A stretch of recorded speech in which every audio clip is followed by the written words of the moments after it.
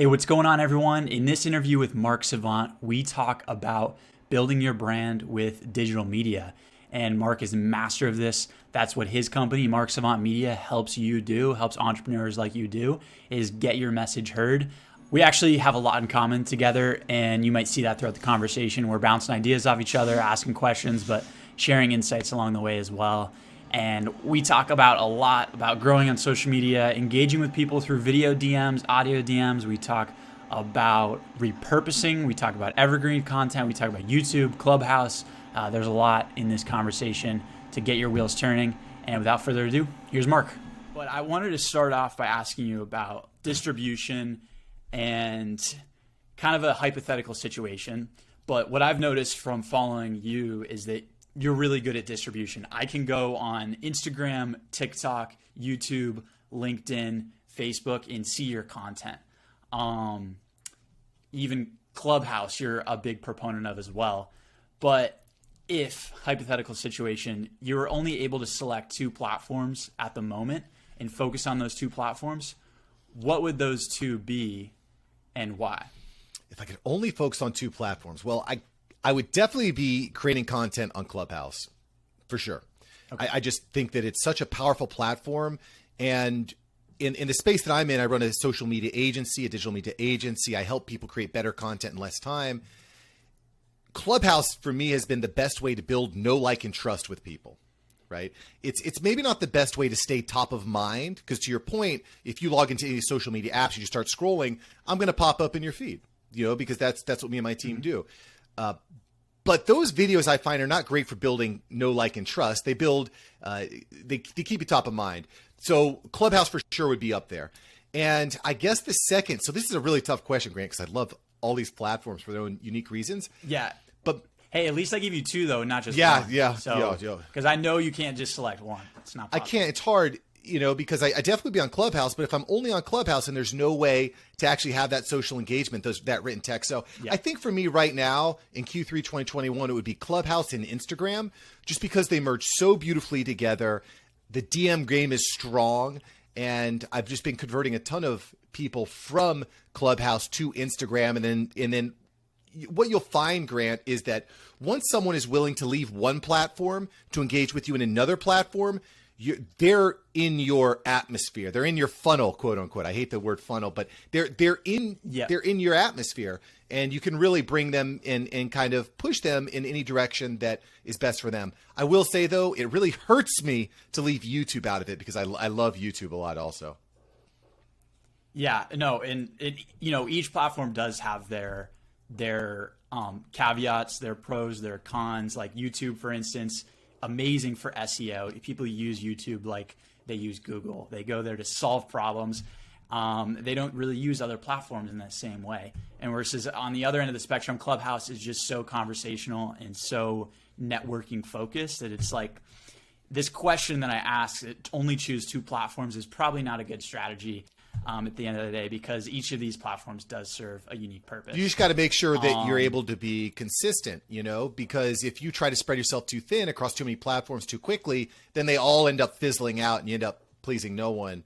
I think if you're looking at like what's the one standalone platform, I would say it's probably YouTube, because you incorporate long form, you incorporate short form. And the other cool thing, Grant, that I like about YouTube is there's more discoverability. It's very hard to be discovered on Instagram or on Facebook. Like, these platforms are mature, but to your point with the SEO that you get from YouTube, the second largest search engine on the internet, you get discoverability, and that's big time. I mean, it's a great place to park your evergreen content as well. For free. For free. Yeah, it's amazing. Can you talk a little bit about that maybe, and how, so you're a big proponent of, creating long form content and repurposing that long form content. Why is it important to create evergreen long form content and really focus on creating that initial high quality product? Why is that so important? Well, I mean, the obvious advantage of evergreen is you can shoot a video today, and then 5 years down the road, it's still relevant. People are still going to watch it, right?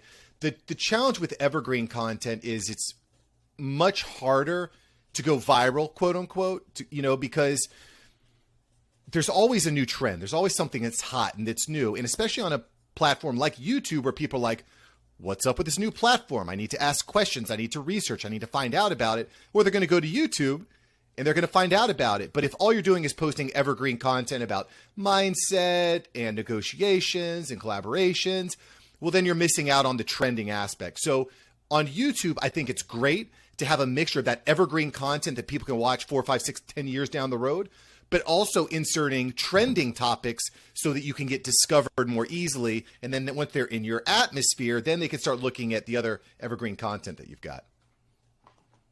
And I mean, it seems to me a lot of the content that you create on LinkedIn create on TikTok is coming from YouTube. Is that correct? Or do you create some original content for TikTok as well? Obviously TikTok right now, very emerging platform, good opportunities for organic growth. You know, what's your strategy there? Yeah, I mean, vertical video in general is really good for discoverability and organic growth, right? Nobody does it better than TikTok, although, you know, Instagram Reels and YouTube Shorts might have something to say about that. So, I mean, this kind of breaks into a larger strategy here, right? Because there's nothing wrong with just point and shoot. You know, I'm at the office, I'm at the zoo, I'm at the game. I'm just going to bust open my phone. I'm going to record it right now, just top of mind. There's a lot of value in doing that. But what I try to do is focus on how can I spend 30 minutes a month or 30 minutes a week, depending on how much you're posting. And how can I leverage one recording session that's going to reach thousands of people across multiple different platforms, right? I want to get the most value for my time, basically, right? I want to get the value for my time. And so what I do is every Friday, I record a solo recorded podcast. I flip open my webcam just like this, and I record a solo podcast. And typically I'm teaching some particular topic. Generally, podcasting is a major part of that. What's working in podcasting? What should you and what shouldn't you do, right? But I break it down in a way so that there's multiple bulleted points, and I can go in easily afterwards and take out little bits of goodness, little gems of goodness. So whether you're watching a long form video on YouTube or you're listening to the After Hours Entrepreneur podcast, it's going to be a really solid experience. But even if you're just skimming through TikTok, oh crap, I just got 60 seconds of Mark and he taught me 5 trips to get more downloads. Or I'm just scrolling through Instagram and now I know 3 more ways to monetize my podcast. So what I do is I create the big anchor content, and then we trim out the vertical short form video off of that to be leveraged on these other platforms that offer the vertical video style. Yeah. Are there any ways that you could explain to people that maybe don't understand like organic reach on these new emerging platforms and why it matters? So like, for instance, Facebook right now, you know, Instagram's still very competitive, a lot more content than, for instance, like an emerging platform like TikTok. Could you maybe just explain from your perspective and how you explain it to people, like why it's worth putting attention on these emerging platforms? Yeah. And what makes them unique? Yeah. So there's a life cycle that social media platforms go through, right? And we've seen it happen time and time again. And when a platform is brand new or when a feature is brand new, the platform is going to reward the creators immensely for testing because it gives them data on their side. It gives users entertainment or information because they're consuming your content. And again, anytime something is new or fresh or undiscovered, it's like a land grab, and you want to try to scoop up that attention as quickly as possible because eventually it's going to become much harder. I mean, I'll post a short video on YouTube, it'll reach 1,000 people, and I'll post the same video on Facebook, and if I get 1 like, I'm like, yes. Because that's just not it's just not where it's there. So you always want to be looking for a new platform that gives you an opportunity to reach more people. And I just want to kind of frame this for everyone. It's not going to be around forever. You know, how easy would it be? I'll give you an example. How easy would it be for you to open up a channel on the television, right? Not going to happen. It's been around for 60 years, 70 years, 80 years, however long TV's been around. Mm-hmm. But if you hop into a social media platform like Clubhouse that's been around for 8 months, it's way easier to play that game. You're not going to win the game against big corporate media, but you can win the game against other creators on these new and emerging platforms. So whether it's a new platform or a new feature on the platform, you always want to be testing these new things because you have the opportunity to pop off. You have the opportunity to go viral and to reach a bunch of people. Yeah. I think a frustration a lot of creators have too, especially early in their journey, is like they put so much time into their content. They work really hard to create helpful stuff, and then they just don't get the views. That can be pretty discouraging at first. Yeah. Obviously, content is a journey. The beauty of kind of the strategy that we're talking about here is that if you have that anchor content, that evergreen content, as these new platforms do emerge, you can always pull from that evergreen content and create. You don't have to reinvent the wheel every single time these new platforms do emerge. Because at the end of the day, let's think about it, like TikTok even. It's emerging right now, but one day it will die, just like every platform out there. And one of the things, that's a really good point, Grant, because if you're able to batch produce this anchor content, it can definitely be repurposed. I brought on a new client about a month ago or so. He's a hairdresser, and he had a ton of various pieces of content that he uploaded. Now, granted, they weren't very good because he hasn't had any formal training. He had no actual strategy going into it, but we were able to hit the floor running really quickly because I had a ton of photos, he had a ton of videos, and etc. Although, again, if you have some strategy into the videos that you're recording, you can leverage it and boost it out and chop it up in a lot of different ways that are more effective, let's just say. Absolutely. I kind of want to focus a little bit on Clubhouse because you're one of the first people I've spoken to that has really honed in on it as a core piece of their strategy. I've experimented a little bit on Twitter Spaces, and I do like their functionality there, partially because I kind of already have a following on Twitter. I kind of have a network there, so I can tap into that. But I'm curious, what your thoughts are on what makes Clubhouse unique as a standalone platform. Maybe if you could compare it like directly to Twitter Spaces, and I'm sure there's going to be some other copycats from Clubhouse, but what is it about Clubhouse that kind of like stands out to you right now as a in differentiation from the others? Yeah, so we're going through the social audio wars right now. We're in the middle of it, right? You've got true, it's about you got Twitter Spaces, you got Facebook is launching something. There's Green Room by Spotify, Fireside, and then Clubhouse, right? And there's more out there that I probably haven't even heard of. I like Clubhouse for a few different reasons. I've spent the most time there, and there can be some bias, right? Some people, they've been doing it for so long, they don't want to try something new. But I have tried Green Room. I haven't tried Twitter Spaces. But I played around in Green Room, which is, again, that Spotify just spent millions of dollars, I think like $140 million on this app. So they're serious about it. But I think the reason I like Clubhouse is because I feel like I'm able to find the information that I need and that I want more quickly. I think is what I'm interested in. Because when I'm in these rooms, I'm really looking to network and build relationships with humans, right?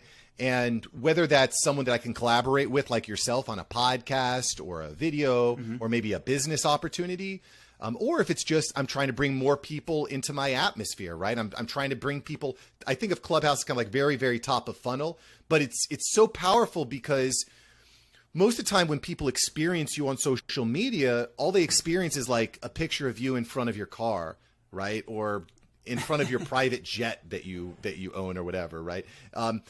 It doesn't really mean anything. There's nothing tangible. But if someone comes into a Clubhouse room and they ask you a question and you give them a good answer and maybe some advice, well, now all of a sudden they're like, holy crap, I know you, I like you, and I trust you. And then again, it brings you into your atmosphere. So I don't know really what's going to win out, Grant. Again, in the platforms that I like Clubhouse because it's very easy for me to find a room that's relevant to me. And I'll say in the few hours that I've played with Spotify's Green Room, for example, I've played it in a few days. The best room I was able to find, the title of the room was just a bunch of pizza emojis, So I feel like it's at that stage. Exactly. It's going to be interesting to see how it rolls out. Spotify, to me, the Green Room specifically, it's all like it's very music related and party oriented, and that's cool. That's great. But I'm not really looking for a DJ.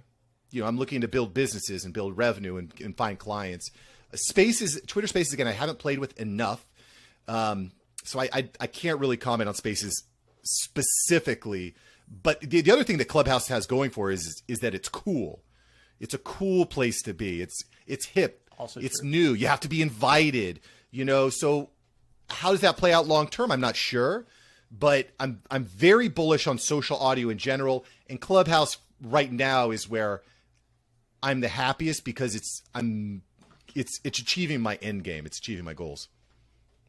Gotcha. Yeah. I mean, that's what matters at the end of the day. And also when, I look at social media a lot as developing a skill, and you've really honed in on the Clubhouse game, right? You understand audio networking.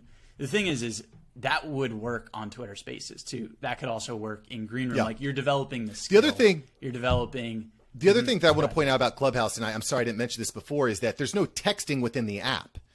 So your relationship cannot survive on Clubhouse by itself. The conversation needs to come off into other applications, whether that's into your Facebook group or your LinkedIn or your Instagram. That's a really powerful thing too, because now I'm connecting with someone not just in one place, but on 2, 3, or 4 different places. I actually did not know that. And it actually, I think there's a lot of value there in that. Is like the interactions you have with people, they're not face to face, but they're voice to voice, which and ear to ear, which comes a lot of value. But you're right. I think Spaces is definitely going to be here, but I don't know how it's the big question. I mean, I'm getting off topic a little bit, but the big question mark right now is social audio going to be a feature of a social media platform, kind of like stories is a feature of Instagram? Or is social audio going to be a standalone platform like what we see with Clubhouse now? And I'm not sure. Yeah, right now it seems like there's a lot of platforms just dabbling with it. It's crazy to think maybe 6 or 7 years ago, like Instagram didn't even have video. Right. Like their video was like, we didn't have enough data storage for it. Or Instagram was scared to do video or something like that. And it's amazing just to see how these platforms evolve.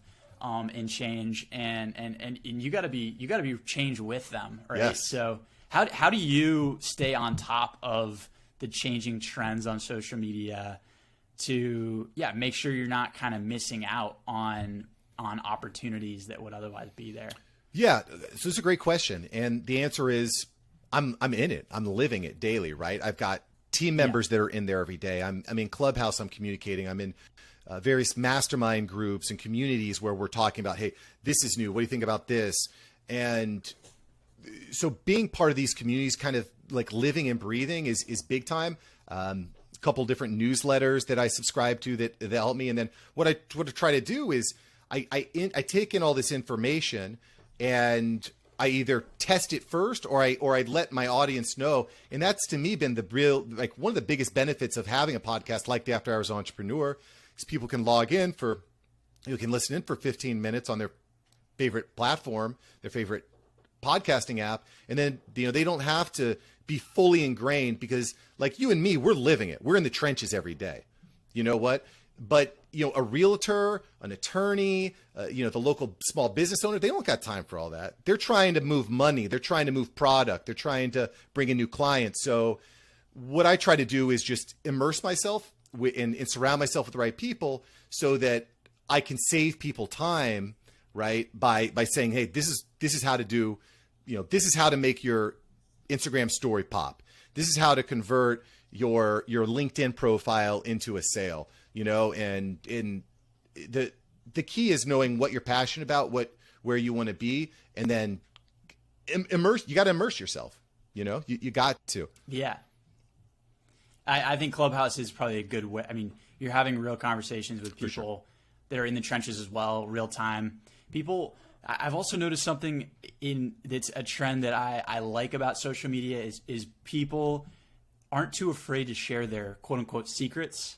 Mm-hmm. As long as you know in the right way to, right places to hang out. And if you're willing to share your secrets as well, people share secrets with you. Yes. That's classic. That's the Gary gossip 101. Yeah. And that's right. That's right. You share secrets. Yeah.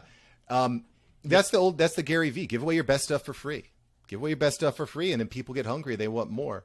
The problem I think comes in, and I've had clients like this, that they don't want to give away any advice. They don't want to give away anything of value. Everything that they do everything they give away is meant to boost themselves up, right? They're not, but I think when the real magic happens, particularly with platforms like Clubhouse, is when you start focusing on everybody else.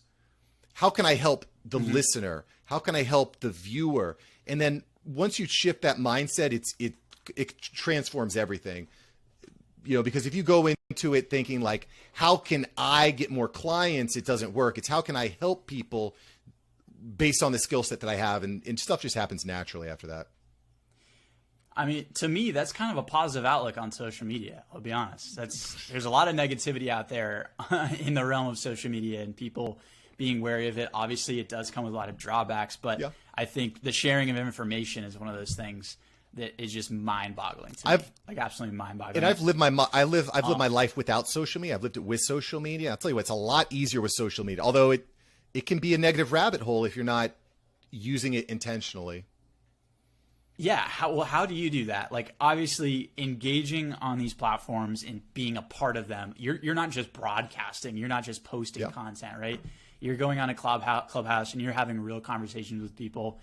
You're in your DMs, you responded to me. There's a big part of it, but obviously there are opportunities for distraction as well. You go on social media and they're built to kind of distract you in a way and capture your attention. Personally, how do you focus on doing what is going to drive results on those platforms and not get distracted essentially?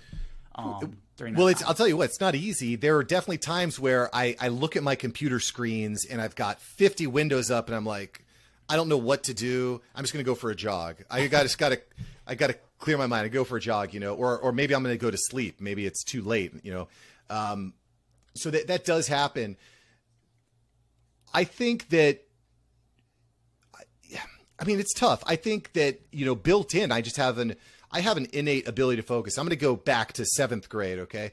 In 7th grade, I'm in geography class and I was late to class, and apparently the teacher and the entire class decided to get on a joke. It was going to be a pop quiz. We were going to have to fill in a map of Africa, right? We're going to have to write down the name of every country in Africa, right? I hadn't studied because there wasn't supposed to be a quiz, right?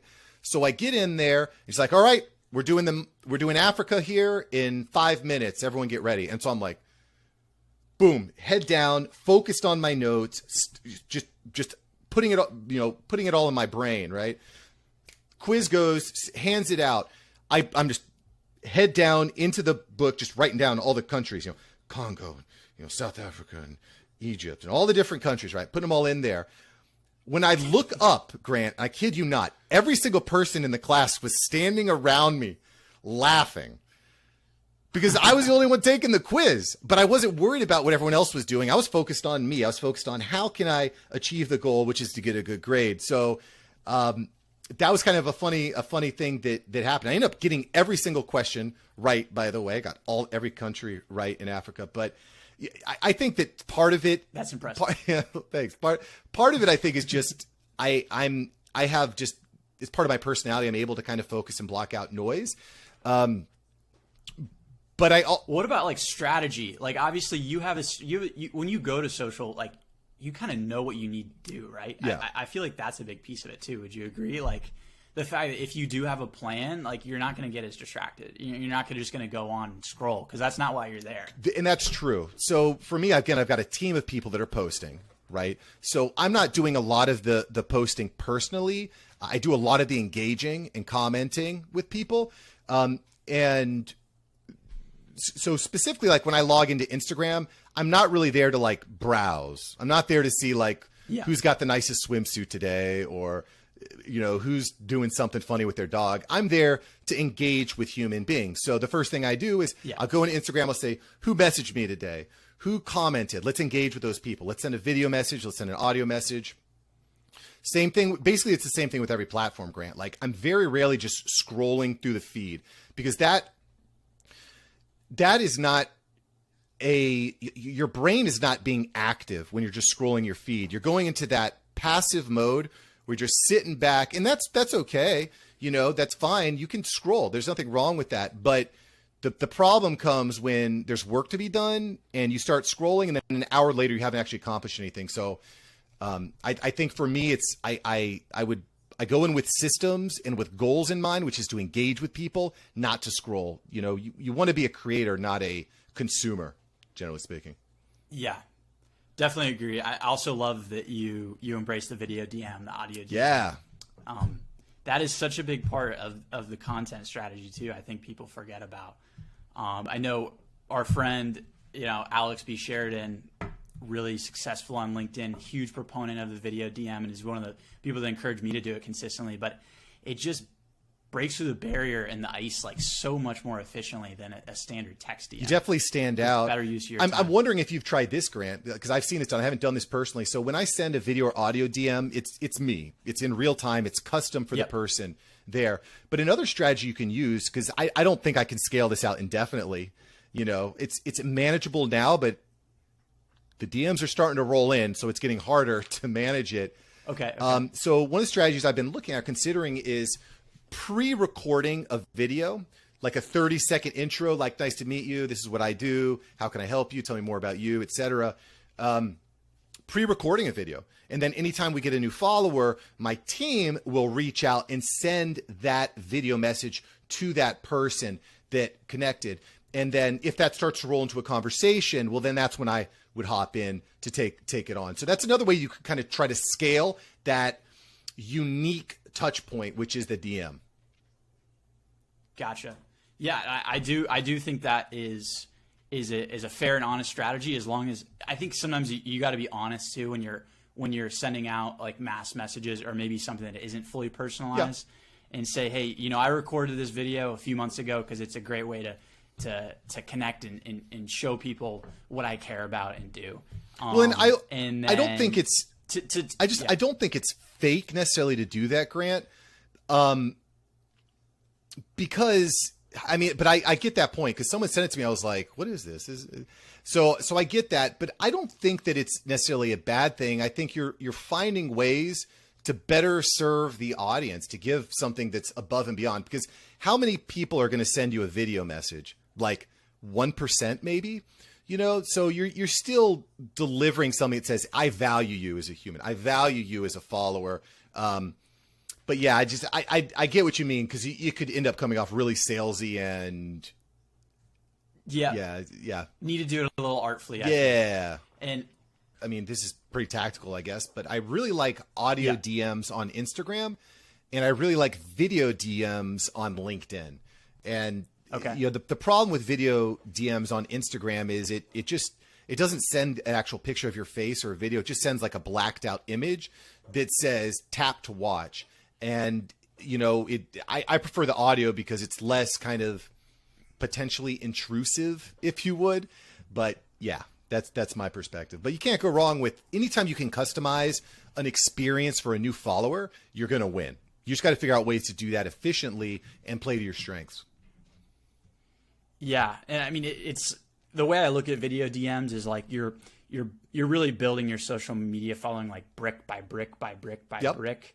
Because I think there are a lot of people who may not be in the trenches in social media that think all of a sudden, like, you start posting consistently, and the followers, they just dump on you all of a sudden. Like, where do they come from, right? And obviously there's some occurrences where virality hits, or maybe your niche was just taking off or something like that.